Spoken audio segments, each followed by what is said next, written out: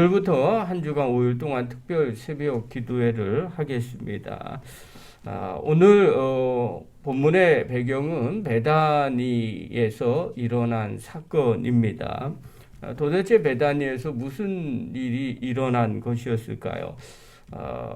베다니는요, 예루살렘 바로 옆에 가까이 있는 동네입니다. 이 베다니는요, 유대인의 정결법과 아주 밀접한 관계가 있습니다. 그래서 정결법에 따라서 사회적으로 격리되거나 아니면 출교 조치를 당하던 사람들이 성전 대제사장들에게 최종 판정을 받기 위해서 머물던 장소가 바로 이 베다니였습니다. 그러니까 오늘날로 말하면 구치소 비슷하게 있는 곳이 바로 이곳입니다. 그러니까 출교를 당했던 이들도 일단 다시 출교해서 복직을 하려면 그 사유가 해소되었다라고 하면 제사장들의 판단을 받아야만 했습니다. 그래서 그 판단을 받는 시간 동안 잠시 머물던 곳이 이 베다니였습니다. 그렇기 때문에 이 베다니에서는요, 항상 병을 앓고 있는 사람, 문둥병을 앓고 있는 사람이라던가 아니면 공동체에서 떨어져 있어야 된다는 판단을 받는 사람들이 그곳에 머물러 있었습니다. 그래서 문둥병을 받는 사람들, 또 병을 앓는 사람들, 이런 사람들이 그곳에 있었고요. 또 그의 가족들도 그곳에 같이 있었습니다. 그러니까 이 베단이라는 곳은요, 사실은 좋은 곳은 아닙니다. 그렇게 좋지 않고 또 준비된 사람들, 또 격리된 사람들, 또 정상적인 사람이라면 잘 가지 않는 동네가 바로 이 베단이었습니다. 그래서 베다니의 단어의 이름의 뜻은 가난한 이들의 집이라는 뜻이 이 안에 들어 있습니다. 당연히 그런 사람들이 그곳에서 계속 머무르고 판정을 받고 또 기다리고 했던 그런 곳이었죠. 지금으로 말하면 아마 나환자촌의 격리 장소와 비슷하게도 또 생각할 수가 있습니다. 당시의 사람들이 생각을 할 때는요, 이 베다니는 하나님의 진노를 받은 사람들이 머물러 있는 곳으로 생각을 했었습니다. 그런데 이런 곳에 놀라운 일이 생겼어요. 오늘 1절 한번 봅시다. 1절입니다. 읽겠습니다. 시작. 6월절 엿새 전에 예수께서 베다니에 이르시니 이곳은 예수께서 죽은 자 가운데서 살리신 나사로가 있는 곳이라. 그럼 베다니만 조금 전처럼 이해가 되면 이런 의미로 생각을 할 수 있어요. 아니, 어떻게 그런 땅에서, 어떻게 그런 곳에서 하나님의 역사가 일어날까? 죽음의 땅이고 부정의 땅인 그곳에서 나사로가 죽었다가 다시 살아납니다. 이곳에서 예수님이 생명의 역사를 일으키신 것이죠. 자, 이것이 왜 중요하냐면 당시의 사람들은 어떻게 생각했냐면 하나님의 영광이 드러나는 일은 사실은 성전 가까이에서 일어나야 된다고 생각을 했습니다. 거룩한 곳에서 일어나야 하나님께 영광을 돌린다고 생각을 했었습니다. 그런데 격리된 장소, 그것도 부정한 사람들이 재판장에게 판정을 받는 그 장소에서 죽은 자가 다시 살아났다는 것은 말이 되지 않는 일입니다. 그러니까 당시의 질서를 생각하면 바리새인들이나 또 서기관들이나 제사장들 눈에는 이게 말이 안 되는 일들이 일어난 겁니다. 정상적이지 않은 일들이 일어난 겁니다. 그러니 이 질서를 깨트리는 예수라는 사람은 죽어야만 마땅하다고 생각을 했습니다. 그래서 틈만 나면 어떻게 하면 이 예수를 죽일까 의논하고 있었어요. 그래서 마음 가운데 이 사람들은 이런 생각을 가졌습니다. 이제 예수를 반드시 십자가에 못 박혀 죽여야 되겠다. 그래야 이런 일이 다시는 일어나지 않을 것이다 라고 생각을 했던 것입니다. 그런데 이런 상황에서 한 여인이 오늘 본문에 등장을 합니다. 3절 한번 봅시다. 3절 읽겠습니다. 시작. 마리아는 지극히 비싼 향유 곧 순전한 나드 한 근을 가져다가 예수의 발에 붓고 자기 머리털로 그의 발을 닦으니 향유 냄새가 집에 가득하더라. 한 여인이 향유, 순전한 나드 한 근을 가져다가 예수님 발에 붓는 사건이 일어납니다. 이 여인의 행동을 예수님의 제자 중에 가룟 유다가 이상하게 생각을 했어요. 그래서 이렇게 반문을 합니다. 5절 한번 보십시오. 읽겠습니다. 시작. 이 향유를 어찌하여 300데나리온에 팔아 가난한 자들에게 주지 아니하였느냐 하니, 유다의 생각은 어떤 생각이었냐면요, 아마 세상 사람들과 똑같은 생각이었었던 것 같아요. 이들의 보기에는 마리아의 행동이 어리석고 말도 안 되는 낭비의 모습처럼 보였습니다. 마리아가 값진 향유 한 옥합을 다 예수님의 발에 부었습니다. 한 나드라고 한 근이라고 성경은 이야기합니다. 하나도 남기지 않고 한꺼번에 전부 다 부어버린 겁니다.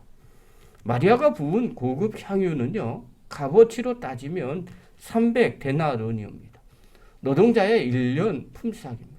여러분, 1년 연봉을 한 번에 바쳐버리는 거예요. 그것도 한 번에 써버리는 겁니다. 또 마리아가 봉인한 뚜껑을 열어서 그 기름을 예수님의 발에 붓습니다. 자신의 머리털로 닦습니다. 그런데 부은 양이 한 근이라고 말했어요. 이 한 근은요, 작게는 350ml고요. 많게는 800ml까지 됩니다. 상상을 한번 해보십시오. 350ml라고 하면요, 우리 500m 생수병보다 조금 작은 향유 원액을 말합니다. 그리고 많게는 800ml랍니다. 1리터가 조금 안 되는 그런 양입니다. 여러분, 혹시 향수 뿌리는 분들 계십니까? 저도 향수는 갖고 있지만 뿌리지는 않습니다. 주로 어떻게 뿌립니까? 손목에 한 방울 정도 뿌립니다. 그리고 그것을 문질르죠. 아니면 스프레이처럼 살짝 뿌리고 머리 위에다 뿌리고 그것을 향기를 유지합니다. 그러면 하루 정도 가게 됩니다. 그 정도로 작은 것을 가지고 하루를 사용하는데요, 이 향유가 향수보다 진한 원액인 것을 생각을 한번 해보십시오. 그런데 그것을 적게는 350ml를 머리에다 부었어요. 많게는 800ml를 부었습니다.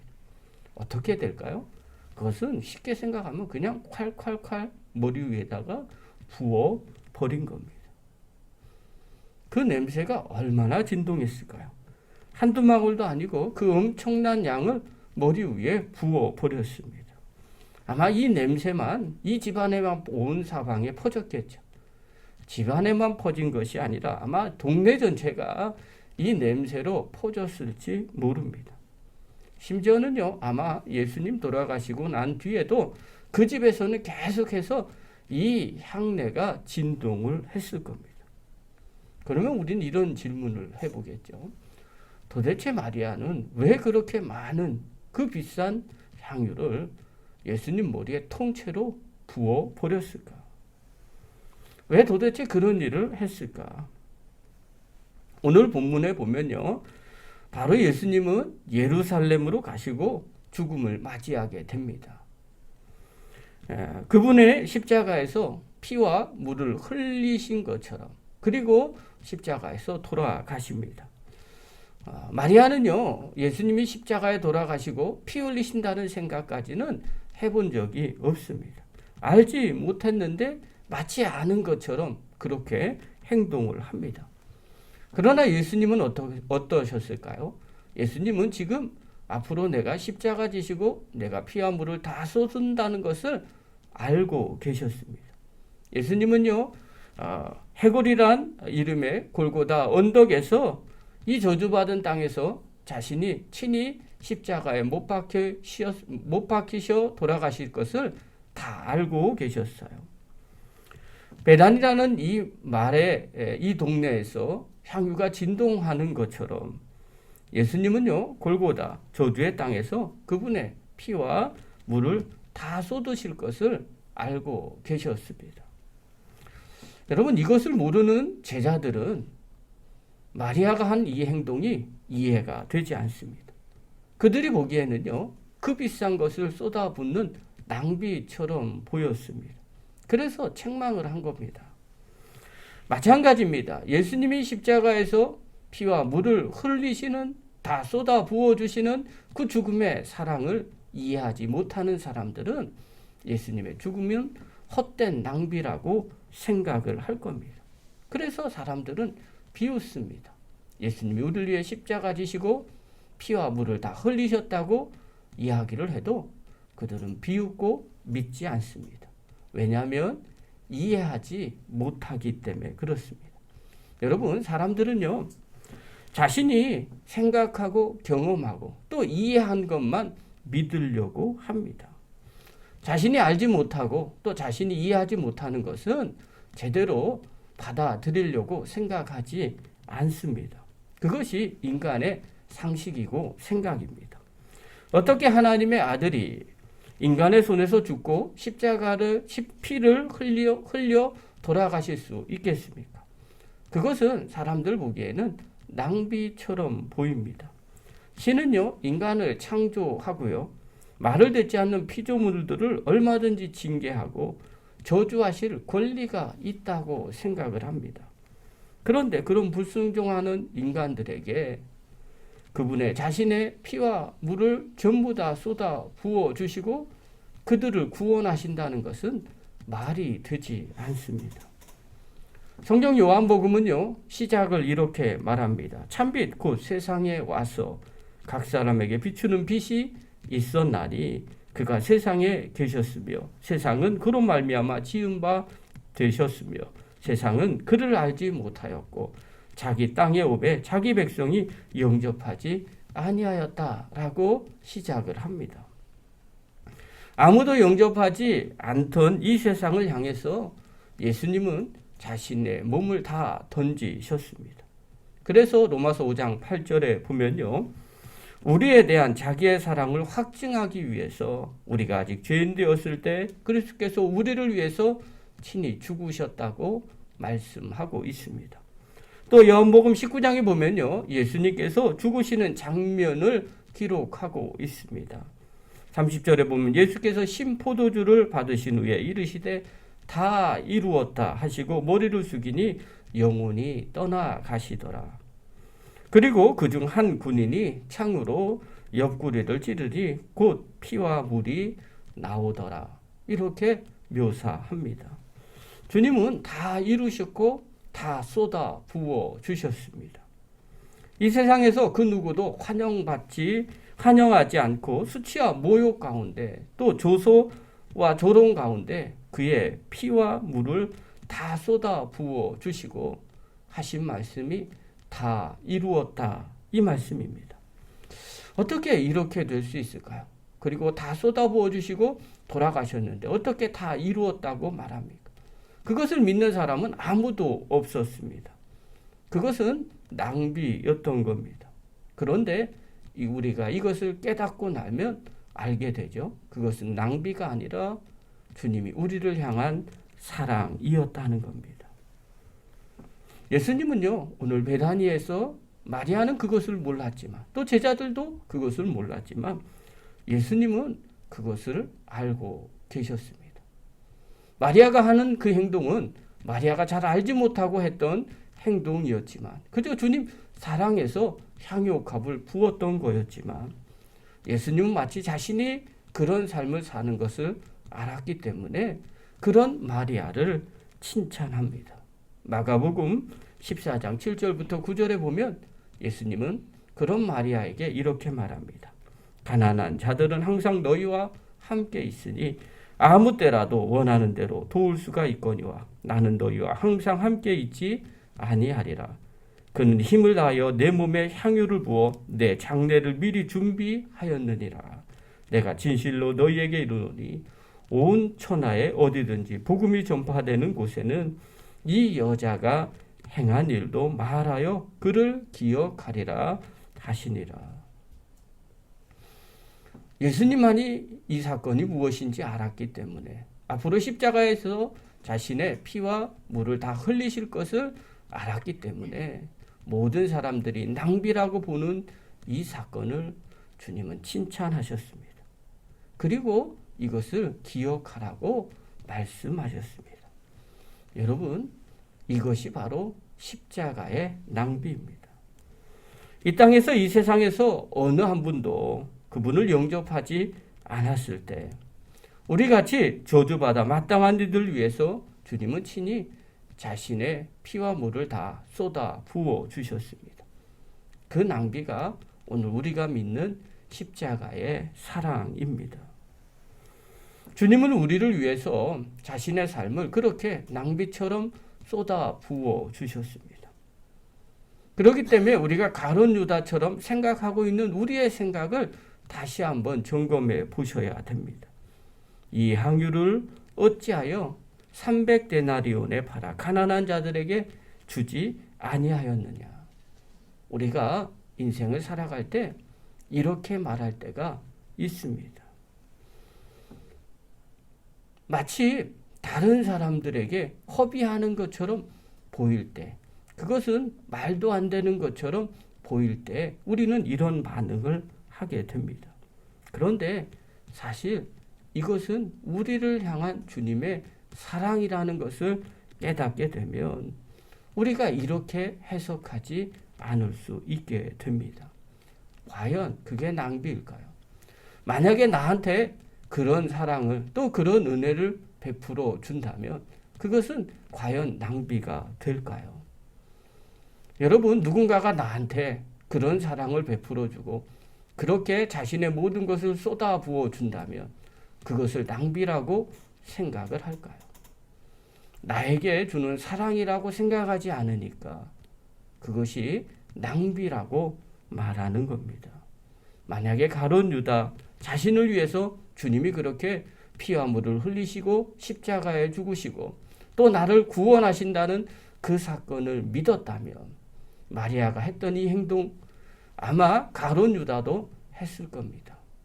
주님을 향한 나의 사랑을 주님이 그렇게 나를 사랑하고 계시는군요.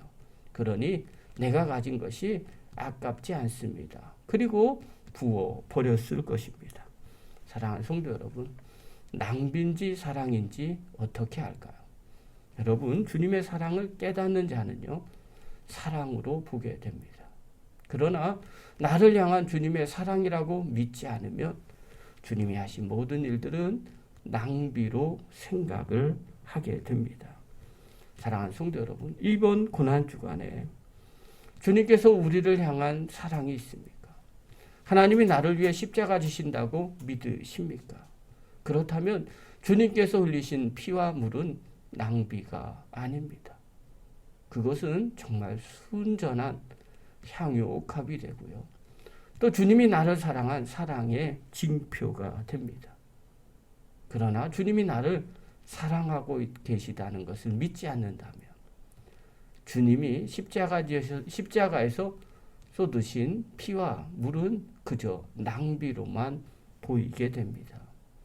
이번 고난주간에 주님이 우리를 얼마나 사랑하고 계셨는지를 점검해 보시기를 바랍니다. 마리아가 우리를 위해서 모든 것을 쏟아 부어서 사랑했던 것처럼 또 예수님께서 자신을 십자가에서 친히 죽으심으로 피와 물을 쏟아 부어 주셔서 우리를 사랑했던 것처럼 우리가 어떻게 주님을 사랑하고 있는지 다시 한번 점검하는 시간을 확인하시기를 바랍니다. 그래서 이번 고난주간에 우리가 고난만 생각하지 마시고요.